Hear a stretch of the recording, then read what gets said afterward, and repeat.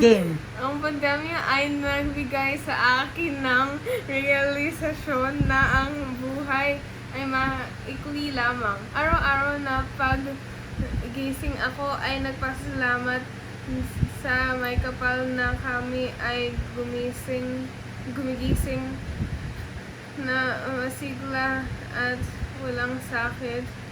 Higit sa material na bagay na natatanggap, mas ako ay nagpasalamat sa maayos na kalusugan ko at ng aking mahal sa buhay.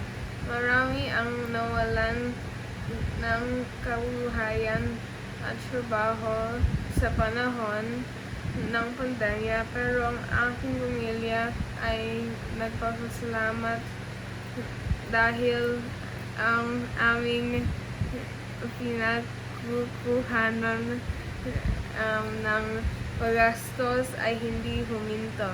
Kahit na ito ay bahagyang humina, ang aming tindahan ng isda ay patuloy sa bukas at hindi nagsarado sa nakalipas na taon.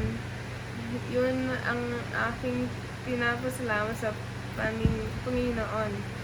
Hindi man pareho ng dati at ang manatiling lusog at buo ang aming pamilya ay isa ng labis na pagpapala mula sa itaas.